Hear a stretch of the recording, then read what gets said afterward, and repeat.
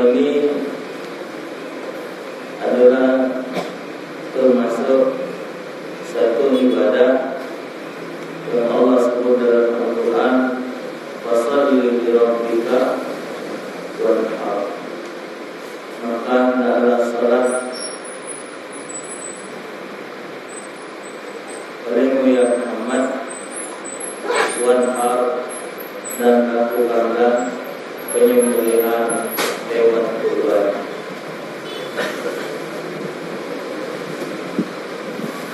Jadi kurban ini adalah suatu ibadah yang sangat dianjurkan pada hari raya Idul Adha dan juga hari sebelumnya, yaitu ayam tasyrik, hari tasyrik 11, 12 dan 13 Zulhijjah. Jadi masa untuk memotong hewan kurban itu terhitung 4 hari, tanggal 10, tanggal 11, tanggal 12, tanggal 12. Tanggal 10 itu mulai dipotong hewan kurban itu setelah dilaksanakannya 2 rakaat sholat sunat, dan kedua yang bagusnya setelah setinggi matahari setelah kedua jam 8. Maka itu hari raya Idul Adha disunatkan sholatnya dipercepat.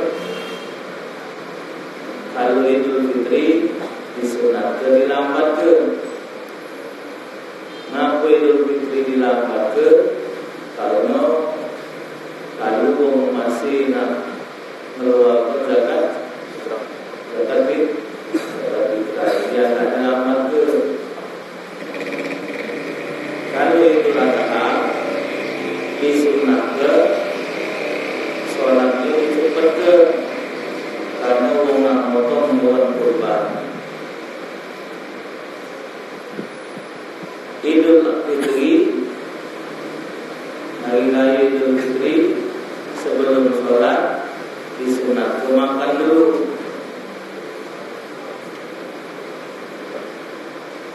Ya, kilo-kilo secukupnya dulu lah. 40 10 terus sebulan. Karena kita sebulan tidak makan, jadi hari itu pagi-pagi sunat makan. Idul Fitri, Idul Adha disunatkan oleh Rasulullah dari mulai waktu subuh tanggal 10 Zulhijjah sampai selesai salat Idul Adha. Itu disunatkan puasa, namanya puasa umum. Tidak perlu niat, cuma menahan diri untuk tidak makan. Disunatkan, dan itu yang diamalkan oleh baginda Rasul sallallahu alaihi wasallam.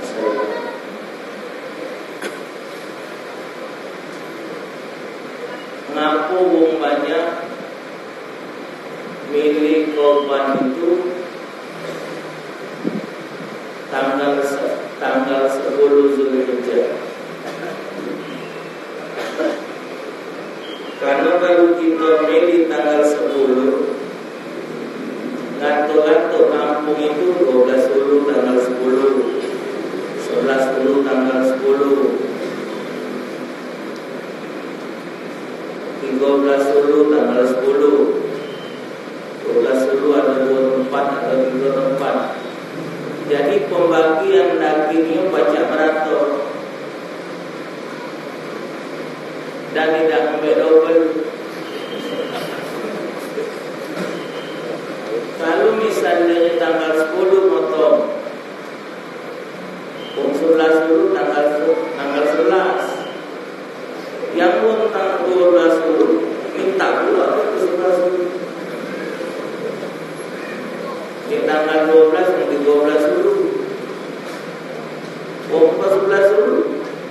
minta belum sana.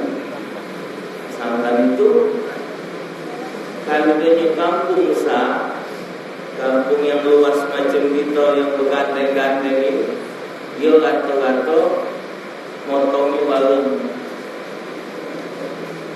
Kecuali kalau dia terlingkup di satu lingkungan keluarga. Karena zaman ini zaman tampung, zaman tampung.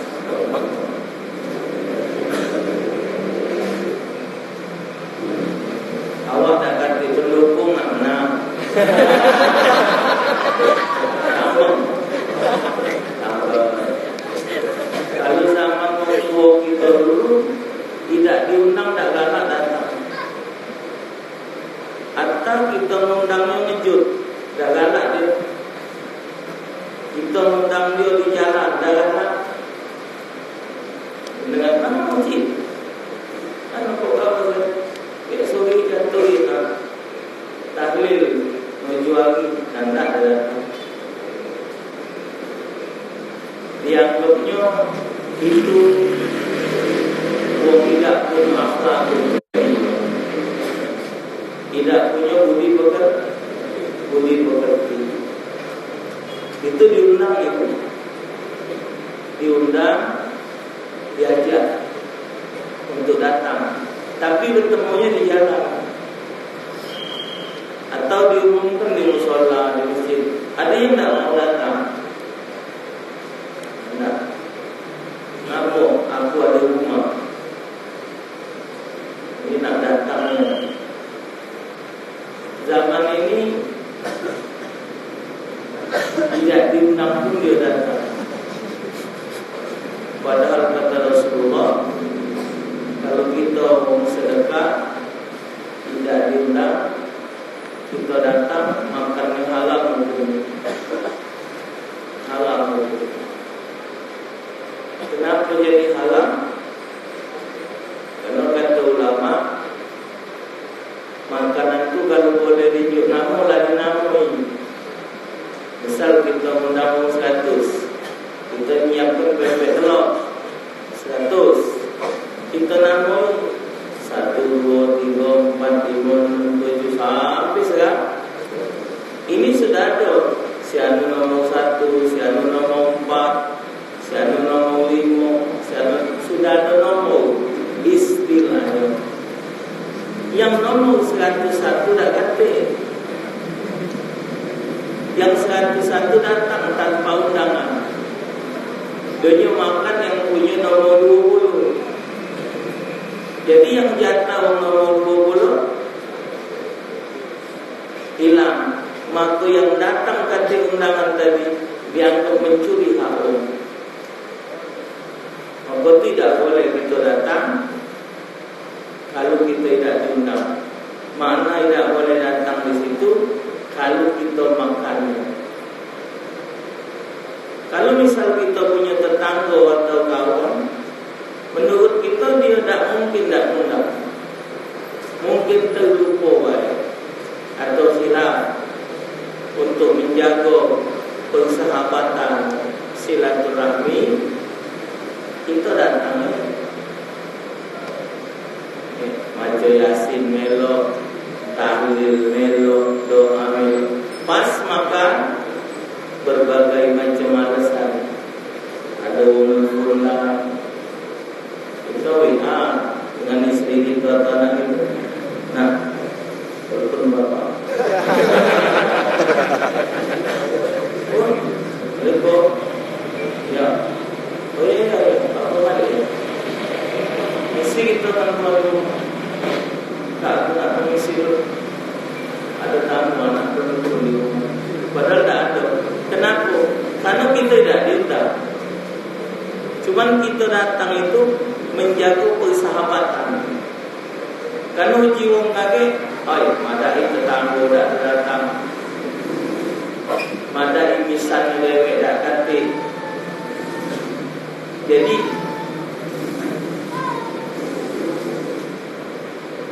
itu untuk menjaga hubungan dengan silaturahmi. Di balik cerita tadi,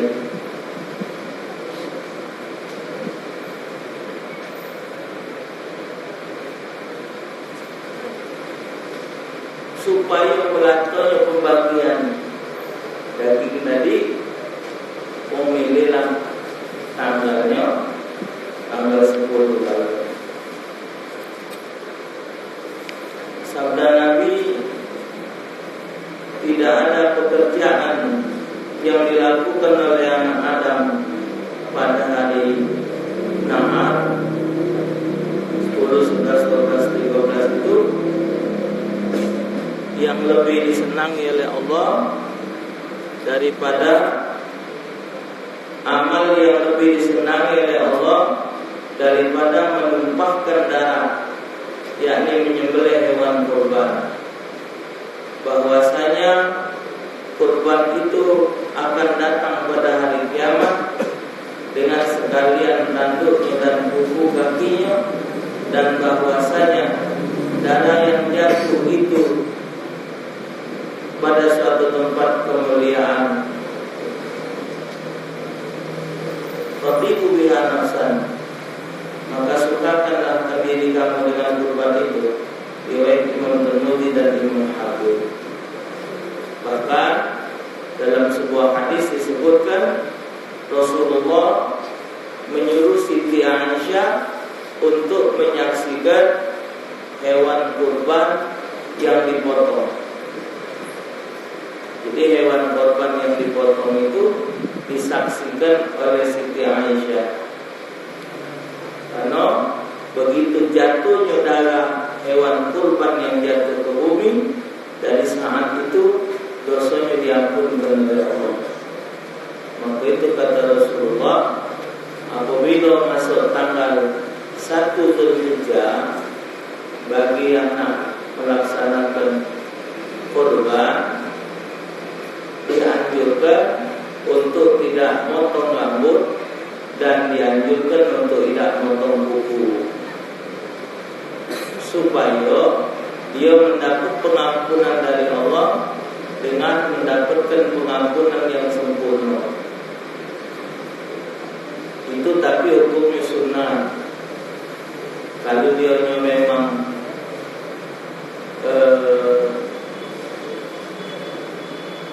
apa istilahnya, kalau memang terganggu dengan keberadaan rambut atau kukunya, dia potong. Kalau dia tidak terganggu dengan kuku agak panjang itu, makruh ditetap. Misal rambutnya panjang, bodinya nutup garis ini, jalan tetap lolo, dalam kita nutup. Jangan, nak ubah.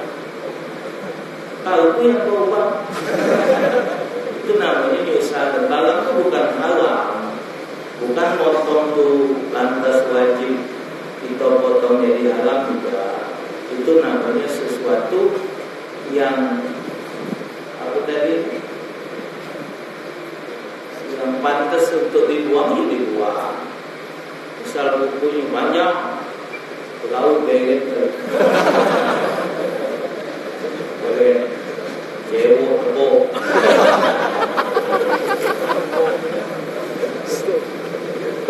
Kalau bininya tepuk. Pokoknya galuan, sakit galuh, potong. Ini yang bio-bio. Kalau yang tidak terganggu. Kalau dia terganggu, dia potong. Ya. Jadi korban ini suatu ibadah taqarruban ila Allah. Bukti daripada pengabdian kita sebagai hamba Allah. Jadi di sini ada makna, tambah lagi dimaknai dengan kisah Nabi Allah Ibrahim alaihi salatu wassalam, yang lama sudah belum dapat anak, tahu-tahu nikah lagi dapat anak. Sudah dapat anak, lagi lucu-lucunya Nabi Ismail, Nabi Allah Ibrahim dapat mimpi. Qala ya bunayya inni ara fil manami anni adbahuka fanzur madza tara. Qala ya abati fa'al ma tu'mar satajiduni insyaallah minas sabirin. Wahai anakku, dalam mimpi aku dapat perintah dari Allah, motong kau. Mamanulah dulu kau. Tentang mimpi ini, aku ini dikongkon oleh Allah, motong kau. Aku ini Nabi Ismail, potong. Kalau memang apa disuruh oleh Allah motong aku, potong. Karena itu perintah Allah. Semoga abang dapatkan aku sebagai orang yang sabar. Jadi artinya, jikalau datang satu perintah dari Allah, apapun bentuknya perintah itu, asal datang dari Allah, tidak ada istilah berat. Hatta memotong anak sekalipun, potong. Cuman mimpi yang benar. Artinya untuk tingkat kebenaran mimpi yang Nabi Ibrahim tadi, baca di satu hukum. Yang kejadian-kejadian yang ada di Indonesia ini kebanyakan tidak terterima di akal, mendapatkan bisikan untuk membunuh anak saya demi ilmu yang saya tuntut. Itu yang ada di TV, bunuh anak, bunuh wonggo, tidak berbisikan. Apa kau bunuh bapak kau tak berbisikan? Kalau nak sembunuh itu, bunuh bapak kau. Jadi aku mencari kesempurnaan itu, jangan bunuh. Dari mana bisikan itu? Tahu di mana? Di mana bisik-bisik ya? Bayang tidak, puasa tidak.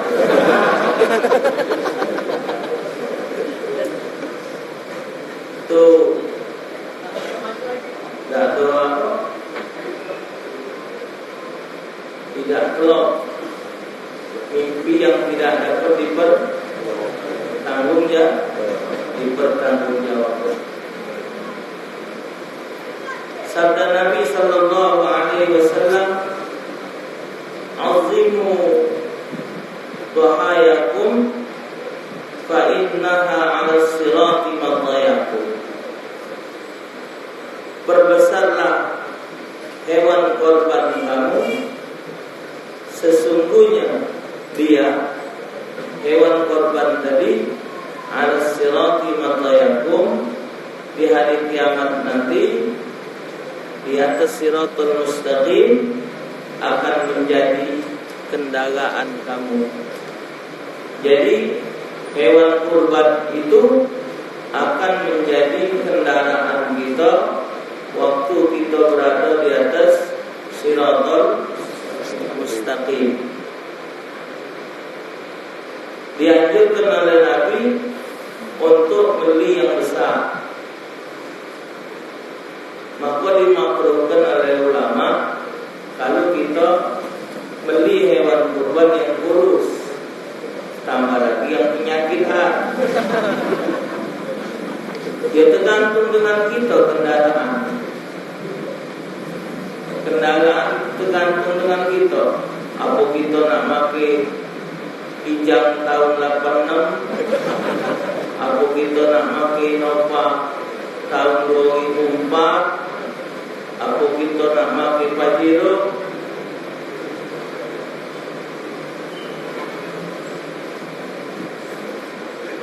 Assalamualaikum.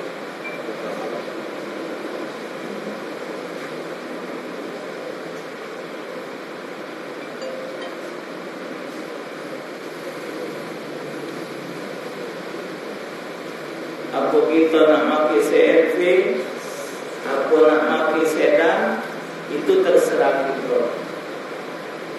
Yang penting mobilnya hidup. Jadi perkara di korban ini yang penting yang diperhatikan hewannya sehat, tidak rusak. Yang merusak sampai ke dagingnya.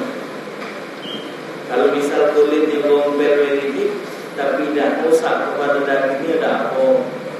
Tanduknya pecah, tidak apa-apa. Katik tanduk, tidak apa-apa. Cuman umurnya masuk. Jadi yang nak diperhatikan itu umurnya 2 tahun. Kambing umurnya 2 tahun, sapi 2 tahun masuk 3 tahun, onta 5 tahun masuk 6 tahun. Ini kalau umur. Jadi kalau kita membedai umur, ya ini arafil manami anni azbahuka fanzur madza tara. Qala ya bani ma tu'mar satajiduni insyaallah minas sabirin.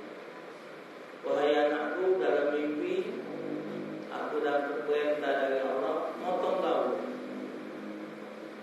Mak manulah nurut kau. Tentang mimpi ini, aku ini dikongkon oleh Allah, motong kau. Aku ini Nabi Ismail, potong. Kalau memang apa disuruh oleh Allah motong aku, potong. Karena itu perintah Allah. Semoga abang dapatkan aku sebagai orang yang sabar. Jadi artinya, jikalau datang satu perintah dari Allah, apapun bentuknya perintah itu, asal datang dari Allah, tidak ada istilah berat. Hatta memotong anak sekalipun, potong. Cuman mimpi yang benar. Artinya untuk tingkat kebenaran mimpi yang Nabi Ibrahim tadi baca di satu hukum. Yang kejadian-kejadian yang ada di Indonesia ini kebanyakan tidak terterima di akal, mendapatkan bisikan untuk membunuh anak saya demi ilmu yang saya tuntut. Itu tinggal di TV, bunuh anak, bunuh wonggo, tidak berbisikan. Apa kau bunuh bapak kau tidak berbisikan? Kalau nak sembunuh itu, bunuh bapak kau. Jadi aku mencari kesempurnaan itu, jangan dulu. Dari mana bisikan itu? Tahu di mana? Di mana bisik-bisik ya? Ayam ina, bakso ina.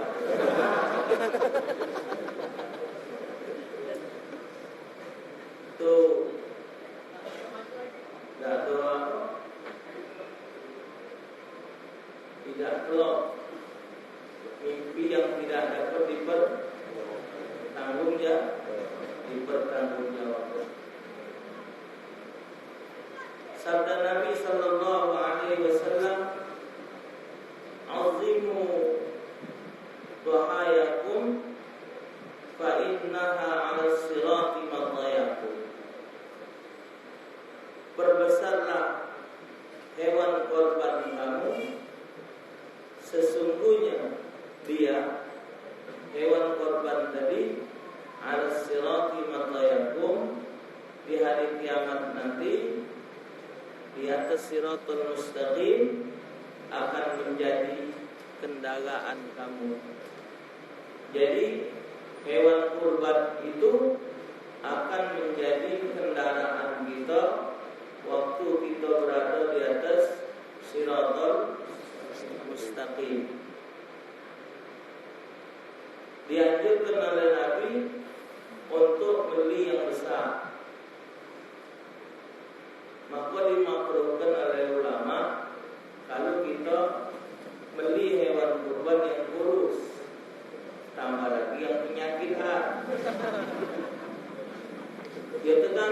dengan kita kendaraan. Kendaraan tergantung dengan kita. Apa kita nak pakai Kijang tahun 86, apa kita nak pakai Nova tahun 2004, apa kita nak pakai Pajero.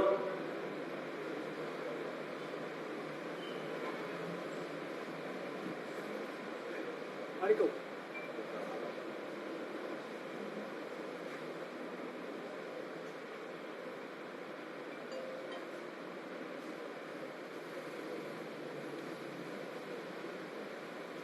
Apa kita nak pakai CRV, apa nak pakai sedan, itu terserah kita.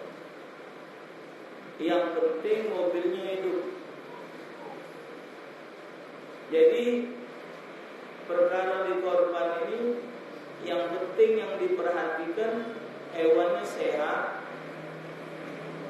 tidak rusak. Yang merusak sampai ke dagingnya. Kalau misal kulitnya gombel sedikit, tapi tidak rusak kepada dagingnya, tidak apa. Tanduknya pecah, tidak apa-apa. Katik tanduk, tidak apa-apa. Cuman umurnya masuk. Jadi yang nak diperhatikan itu umur. Umurnya 2 tahun. Kambing umurnya 2 tahun. Sapi 2 tahun masuk 3 tahun. Onta 5 tahun masuk 6 tahun. Ini kalau umur. Jadi kalau kita membedai umur, yang tahu itu yang punya barang, yang miaro. Jadi kalau kita nak beli, tanya kakaknya.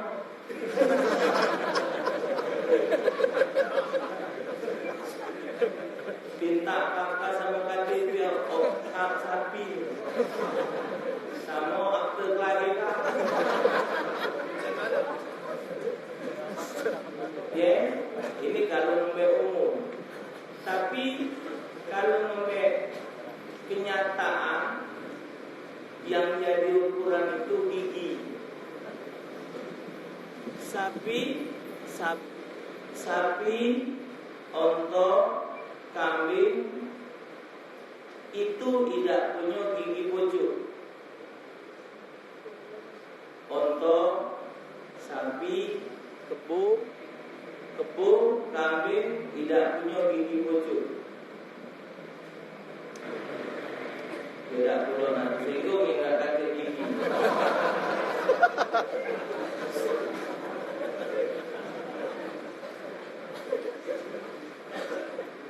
Jadi yang jadi hitungan itu dia gigi duiko yang tengah, gigi tengah. Jadi kalau gigi tengahnya sudah pupak, dia kalau belum pupak, ukuran giginya sama kalau kecil kalau. Tapi kalau dia sudah pupak, duiko yang di depan ini besar. Jadi umumnya walaupun baru 1,5 tahun, kalau giginya sudah pupak, sudah boleh untuk korban, termasuk juga untuk akikah. Kalau dia giginya belum, tidak sah. Jadi maka itu kalau beli kambing, beli sapi, jengok giginya. Misal giginya masih kecil, tapi umurnya sudah masuk 2 tahun boleh. Kalau ditanya umurnya dia tidak tahu, jengok giginya. Jadi ini yang jadi patokan umur. Soal besar dan kecilnya tergantung di duit kita. Kemarin anak-anak sapi ada yang harganya 75 juta, ada yang harganya 80 seton lebih, ada yang harganya 45 juta, ada yang harga 35, ada yang harga 25. Kemarin nanya sapi dengan kawan, ada yang harga 27 juta, beratnya 500 kilo. Ada yang 17 juta, ada yang 18, ada yang 19, ada yang 20, ada yang 25, tergantung kita. Yang jelas, hewan yang kita beli itu akan menjadi kendaraan kita. Artinya, dari dunia inilah kita kaget di akhirat tak baca lagi. Ngapain tidak ganti kendaraan? Di mana beli? Nanti. Di akhirat nanti jual beli. Pegadaian nak tutup. Bangun tutup lepas. Nanti lagi. Segala yang di akhirat itu wal akhiratu darul jaza. Akhirat itu cuma tempat pembalasan. Dunia darul amal, tempat beramal di dunia. Jadi bejolah kita untuk beli kendaraan. Dan harga kendaraan di akhirat itu ternyata tidak mahal. Itu aja. Karena dalam hukum korban, kalau untuk satu onto sama dengan hukumnya satu sapi atau lembu atau kerbau, yaitu satu onto satu sapi itu boleh diadop oleh wong 7. 7 itu maksimal satu sapi untuk wong 7. Paling banyak. Tapi tidak harus wong 7. Tadi yang sapi harga 80 juta tadi. Ada wong 3 nak ngadep ni lah apa? 80 bagi 3 berapa sama? Berapa? 26 jutaan. Nah, sudah 26 sewa. Jadi sapi besar dari wong 3 boleh. Atau dia nak DWA, jadi jangan dipaksa nak harus wong 7. Wong 8 tidak boleh, 9 tak, 7 paling banyak. Untuk kambing, sikok wong. Kalau kambing itu sikok kambing wong 7, lenyek kambing. Jadi bunyi masuk. Ya, kalau dia sapi wong 7, sapi kalau nak dicarikan embek yang sederhana dan tidak pacak, kita nak mengatakan kita tidak mampu. Kalau misal usia kita baru 30 atau 20, tahun 40, belum korban wajar. Tapi ini umurlah 70 lebih, sekalipun belum pernah korban. Dengan alasannya apa? Buntu. Alasannya tak kata, tapi ngerokok tahan. Jadi kalau misalnya harga sapi itu 21 juta, 21 juta bagi 7 berarti 3 juta sewa. Enak? 3 kali 7 21. Berarti si kaum 3 juta. 3 juta dibagi 10 bulan, berarti sehari 10 ribu. Rokok sebungkus 20 ribu. Di manalah bucunya dikata ke dia miskin? Itu kalau misal sehari 10.000, artinya sebulan 300, 10 bulan 3 juta. Itu kalau dianya 10.000, okey lah dia tidak mampu. Hitung sehari 5.000, berarti butuh 20 bulan.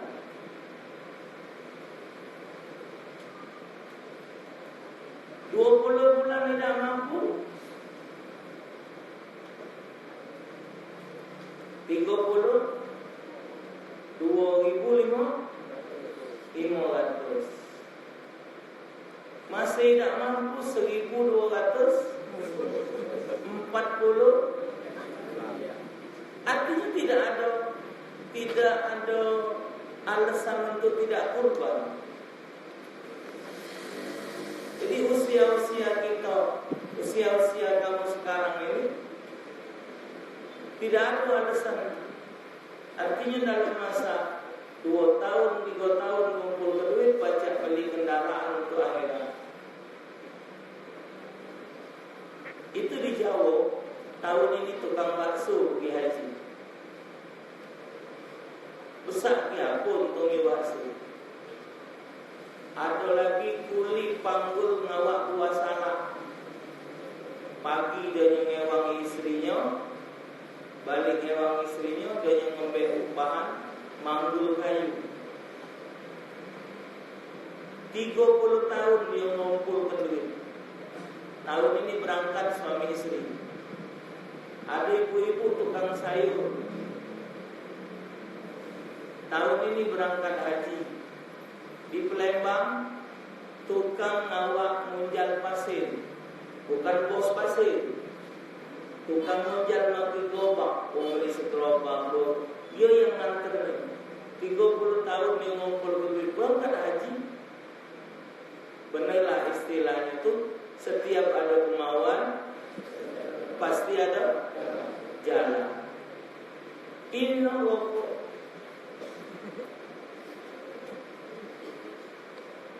Kalau dari jauh Samsung, pantai joget.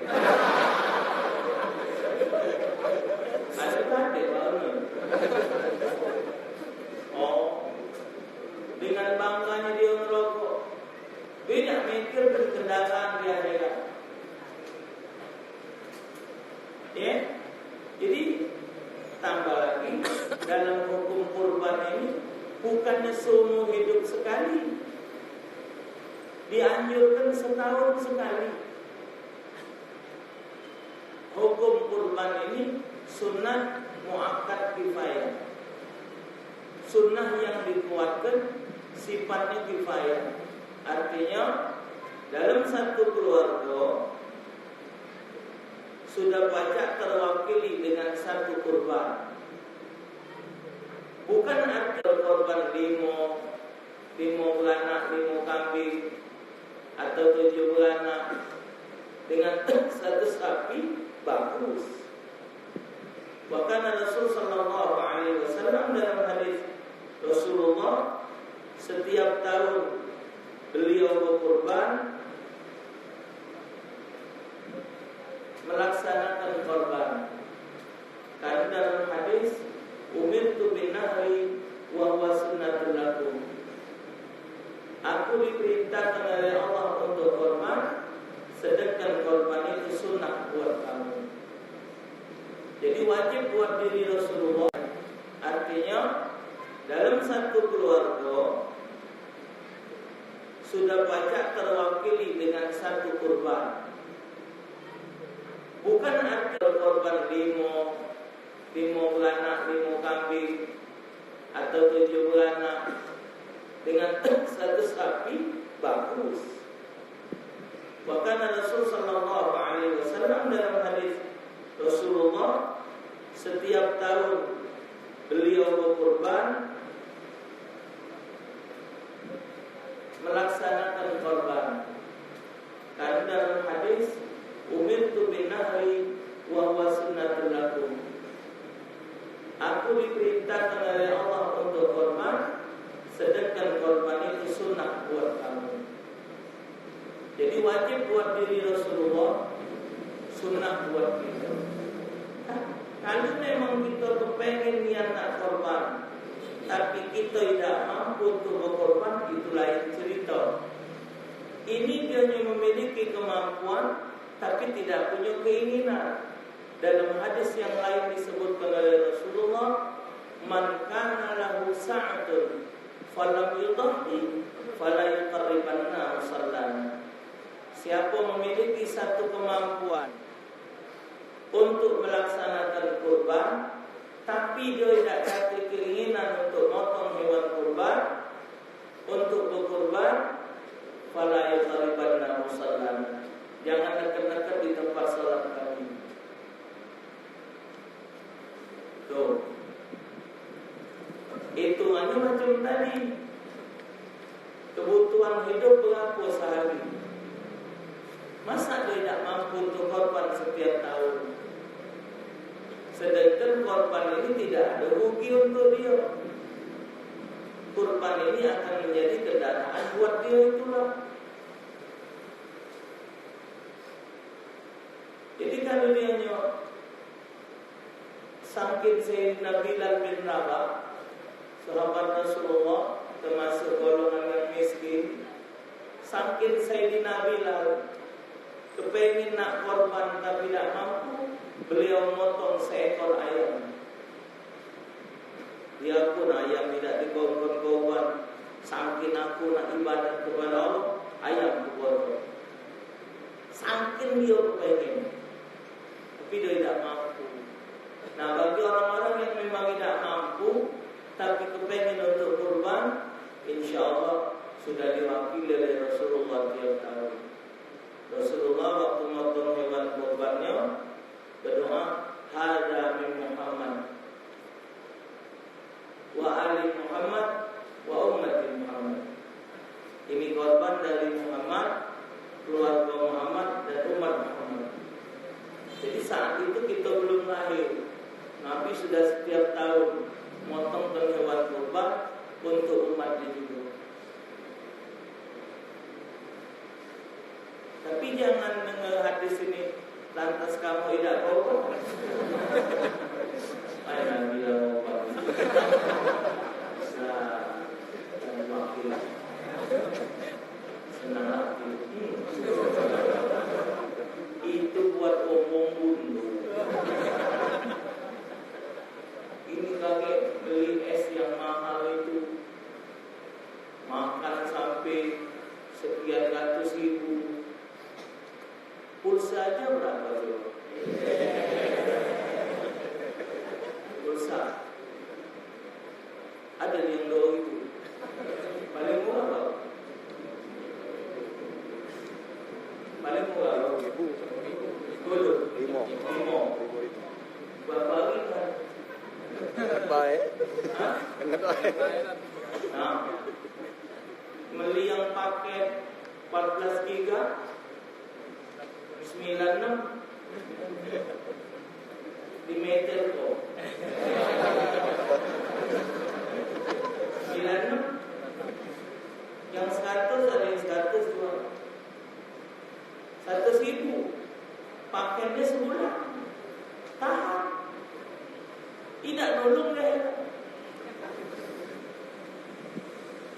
Yang 10.000 tadi dah. Artinya paling tidak seumur hidup kita ada pernah sekali. Kalau kita mampu, apa salahnya tiap tahun. Tuh ya. Dan korban ini berlaku bagi wong yang sudah akil balik. Tidak usah dibejel-bejel ke budak kecil. Kami ini 7 anak sana. Aku, biniku, anakku 5, anakku 3, emakku sama berdua betina. Jadi anakku 3. Umur anak kau berapa?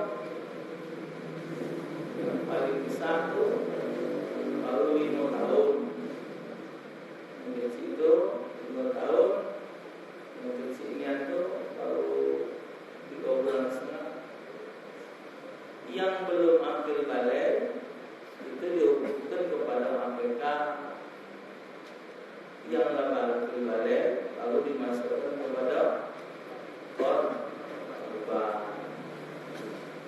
Dalam penentuan korban ini diharamkan kalau dia korban wajib, diharamkan yang berkorban itu makan dagingnya,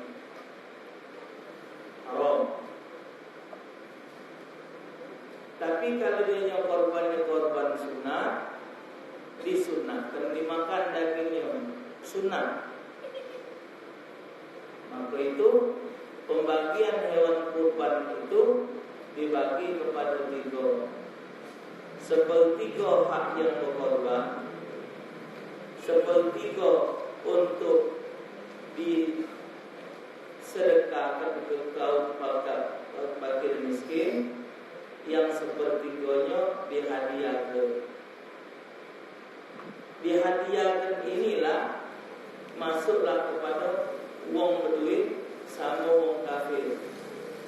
Jadi kalau kita korban, para umat kita atau wong agama lain, wong kafir, tapi kafirnya kafir zimmi, bukan kafir harbi. Kafir zimmi itu wong kafir yang tidak musuhi Islam. Kalau kafir harbi itu kafir yang musuhi Islam. Kalau kafir harbi tidak usah tinjau. Kalau dia kafirnya kafir zimmi boleh tinjau untuk nyambung silaturahmi. Ini apa dia hajinya?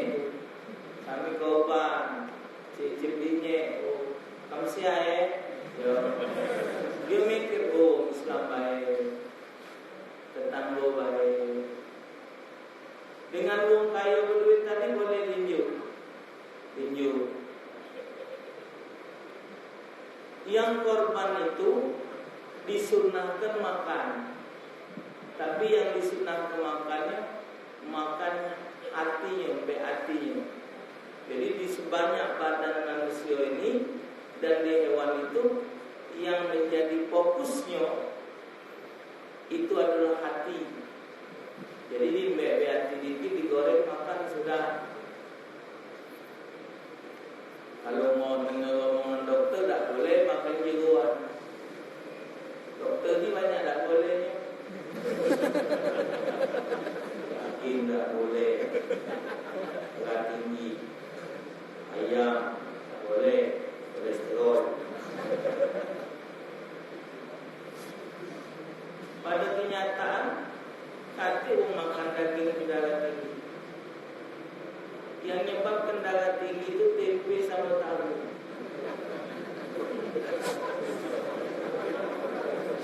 Jika orang makan tahu tempe, mana ini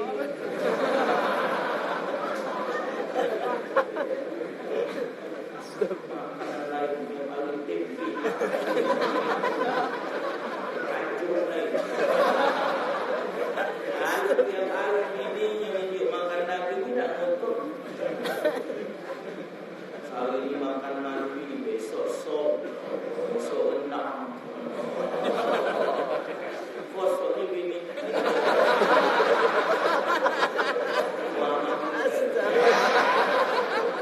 Jadi antara teori dengan praktek itu lain. Kenyataan. Berartinya kenapa yang berkorban tadi tinju seperti doanya, kan dia punya keluarga jauh.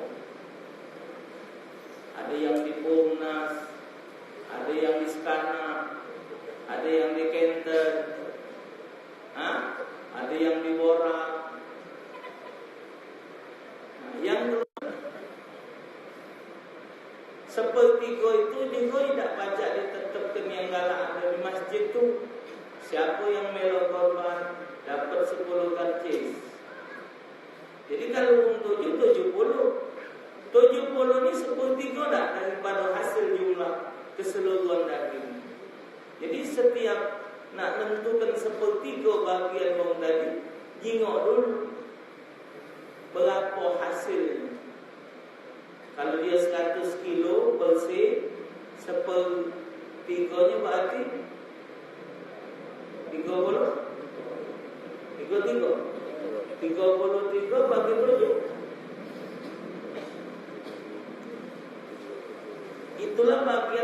masing-masingnya. Jadi jangan pun adanya cek, aku nilai korban di kampung. Nah ini ada lagi orang anak cewek di sini. Oh iya, ponak ini datang, ambil sekantong. Jadi dia nyecipi daging tadi ke dulu. Gunanya seperti gua tadi. Dianjurkan oleh ulama, kalau kita ni korban, kita ni ibadah, tak usah dan kita makan daging itu. Kita sedekah. Kenapa di masyarakat makan kalcis, makan kaltu membeli daging itu? Kalau tidak makan kaltu, tidak pajak nunggu. Misal kita beli sapi, kita tanya berapa bersihnya sapi ini. Kira-kira 120, pajak 150 kalau bagi 4 baik. Kalau dagingnya 120. Asalnya ilmu manusia pasti dapat. Tapi kalau kita tidak pakai KIC, tidak pakai kartu, kembalinya ribet, fitnah. Kita nak pakai itu apa?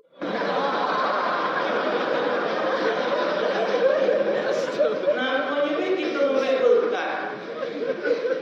Bukannya kita nak bersenang-senang, memberi berkat. Nyicip.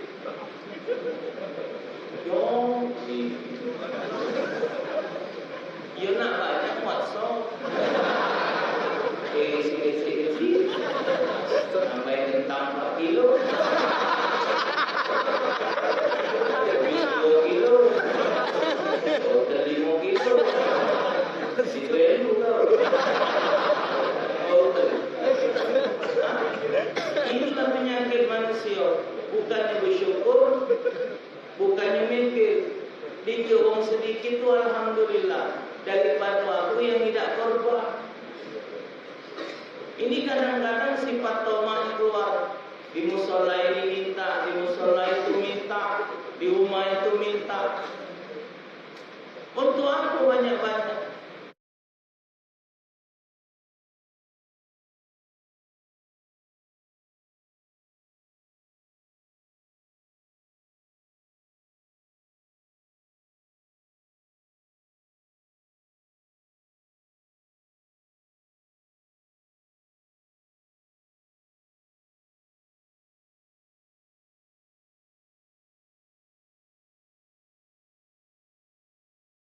Itu namanya tomak. Kita tuh cuma memberi berkat lain. Inilah kadang-kadang di masyarakat itu saat ini yang kritis ini adalah kritis kepercayaan. Kambing dipotong, belum mati kambing, bijinya lain.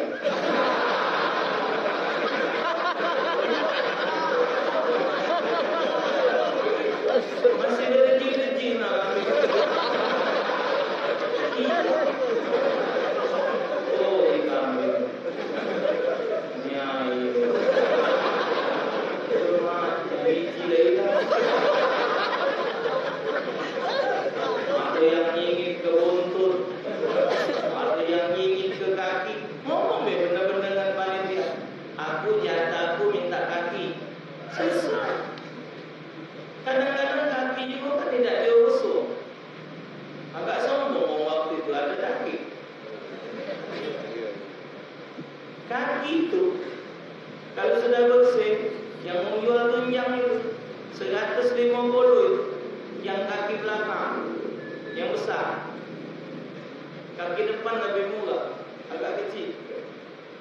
150 harganya. Bukan murah. Sepotong itu 35, 25, 15.000 harga tunjang itu. Kita giliran lagi korban terbuang-buang mati. Bapak terbuang, usus terbuang. Coba di luar ni, tu yang dimakan soto yang harga 25.000 seporsi. Lagi kotor tuh be, orang ndak makan babat tu. Malah bersih. Wah. Nah. Jadi kalau dia intinya kurban itu kita membawa keberkahan. Tidak boleh kulit dan bagian yang ada di badan hewan kurban itu dijadikan upah untuk pemotong. Tidak sah. Tidak boleh. Jadi misalnya ngomong, Mang minta potong kan, aku motong jadi cuman kepala dengan kulit buat aku. Tidak pakai upah lagi, itulah upah. Tidak sah. Tidak sah. Jadi tidak boleh disebutkan jadi upah.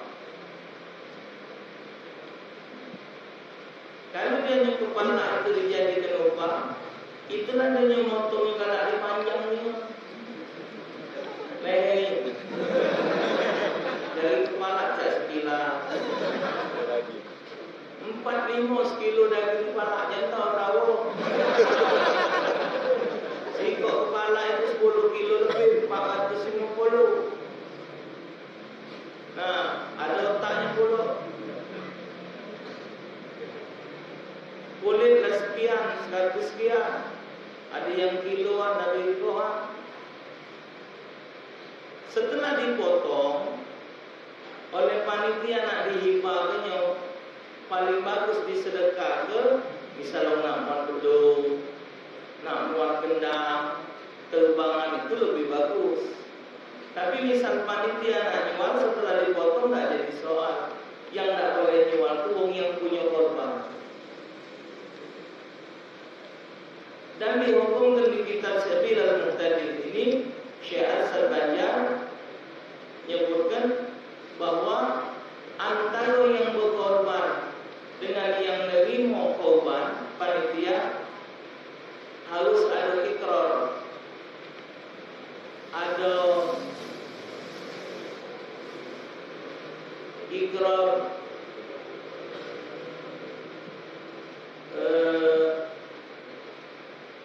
menyerahkan untuk minta diurus. Macam itu. Dan motongnya harus pakai niat, karena korban ini ibadah. Jadi disebut dulu namanya. Hewan korban yang satu ini korban atas nama Fulan bin Fulan, Fulan binti Fulan, Fulan bin Fulan, Fulan bin Fulan. Selesai disunatkan macam Bismillah, sholawat, doa supaya digabungkan oleh Allah. 5 sunnahnya. Basmalah, doa bil qabul, dihadapkan kepada kiblat. Kemudian sholawat, Bismillah, sholawat, dihadapkan di kiblat, doa bil qabul.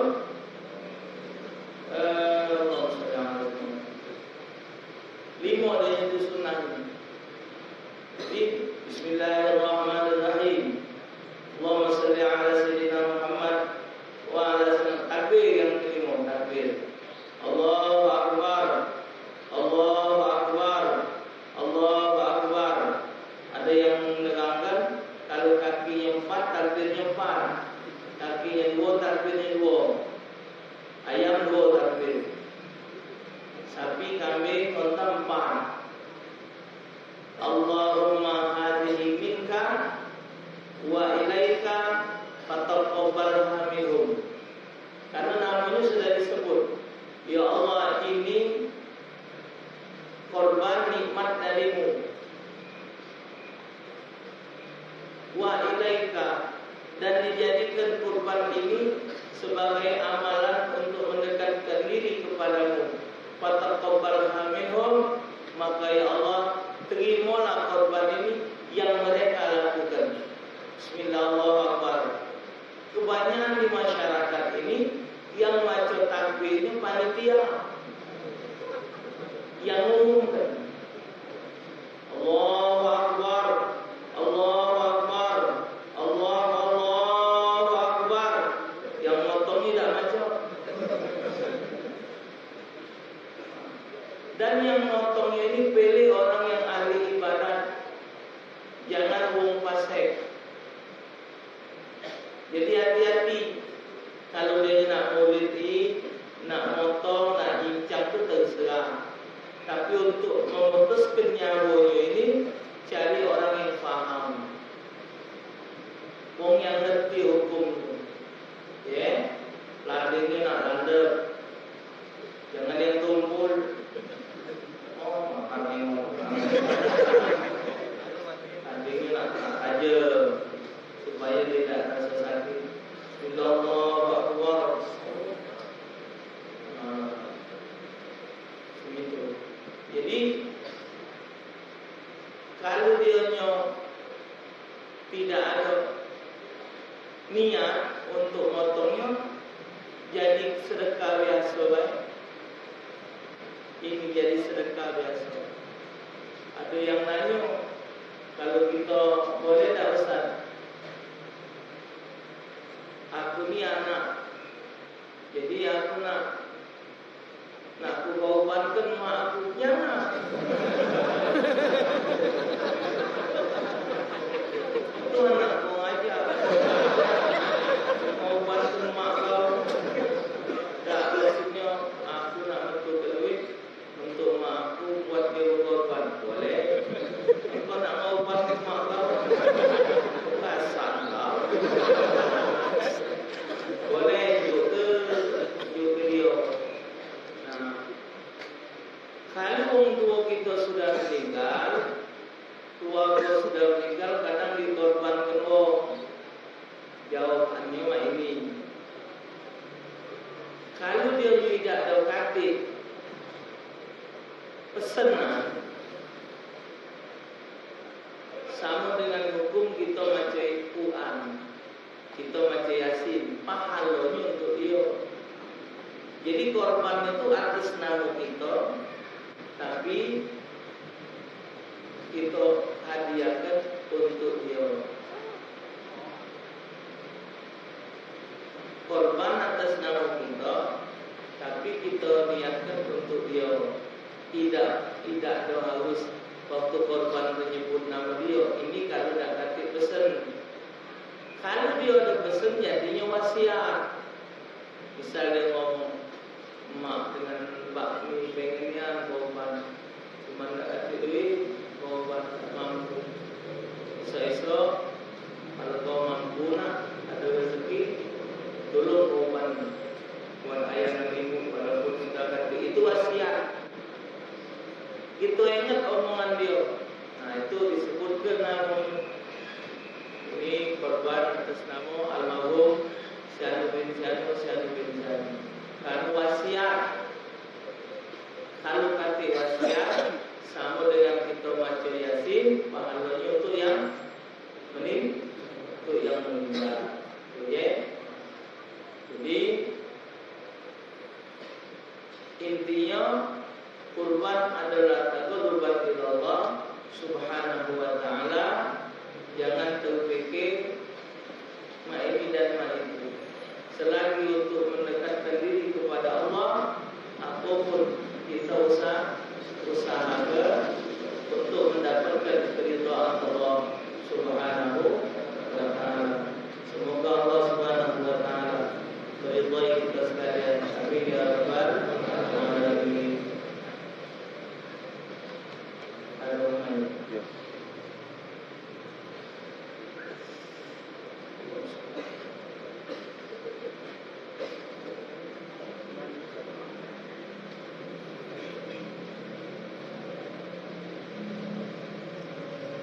Bagaimana cara menghadapi mertua yang mengaku tidak adil dan tidak perhatian? Terima kasih. Kadang-kadang ini perasaan dari perasaan kita terasa mertua tidak adil, perasaan. Tapi dia tidak berbuat adil dan tidak perhatian itu apa sebabnya? Sebab hidup ini tidak terlepas dari teori sebab sebab. Ngapo dia lagi berbuat macam ini dan itu. Kita tidak baca sekonyong-konyong nak nyalakan mertua. Mungkin ada sebabnya karena kita utang tidak bayar. Mungkin kita malas. Macam-macam sebabnya kan. Ada mantu yang rajin. Ada mantu ni rajin memakan angin.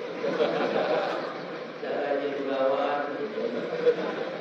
Betul juga orang tuanya.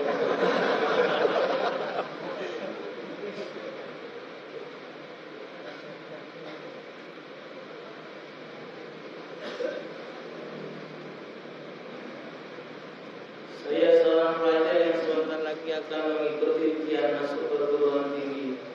Jika lulus selanjutnya akan dipekerjakan di kantor pajak. Apa hukumnya bekerja di kantor pajak, Ustaz? Terima kasih. Selagi kantor itu tidak ada kezaliman, tidak apa-apa. Tapi kalau ada kezaliman, dihindari. Pajak ini paling pegel hati orang. Pajak paling pegel. Sampai fatwa Imam Nawawi, kalau satu negeri hasil bumi masih dapat menghidupi rakyatnya, masih dapat hasil bumi di satu negeri itu masih dapat menghidupi rakyatnya, maka menarik pajak itu hukumnya haram. Nah, ini negara kapal bakal kena pajak kalau pempek kena pajak, pecel lele kena pajak, nasi bungkus kena pajak. Sudah miskinnya pemerintah, sehingga rakyat harus menghidupi negara. Apakah tidak malu? Lah miskin, lah kelewat miskin. Awak yang salah berbuat mencari muat hutang, rakyat dibebani. Siapa yang tidak bekerja? Berapa harga pempek? 3.000. Nak dipajak ibu loh. Yang beli siapa? Pajak ini bagusnya untuk pejabat yang gajinya besar. Tukang beca kesian, tukang beruntung kesian. Panjang pembahasannya.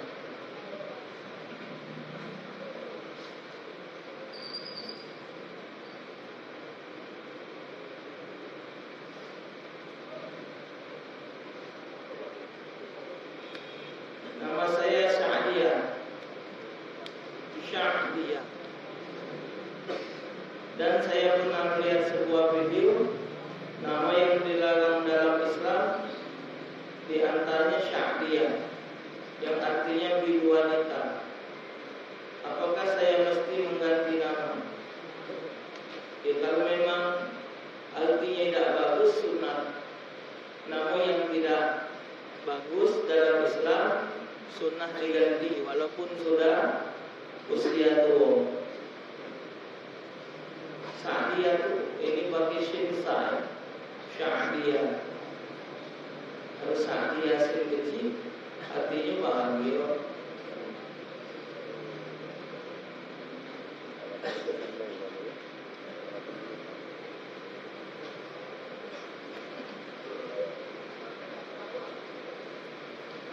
Saya sudah 1 minggu sudah lah.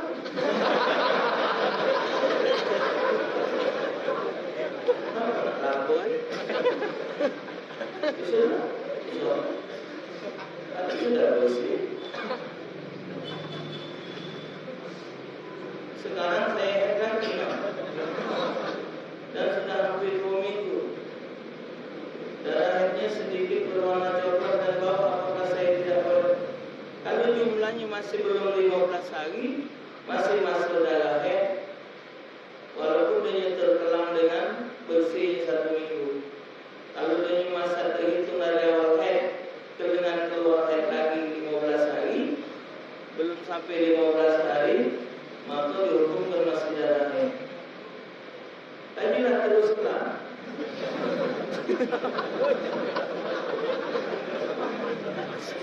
Saya mau bertanya, apakah boleh sholat di masjid yang kuburan ada di dalamnya? Boleh, jangan di kuburan sholat. Itu bukan ada kuburan. Masjid Madinah ada kuburan. Jangan di atas kuburan itu sholat. Wallahu a'lam.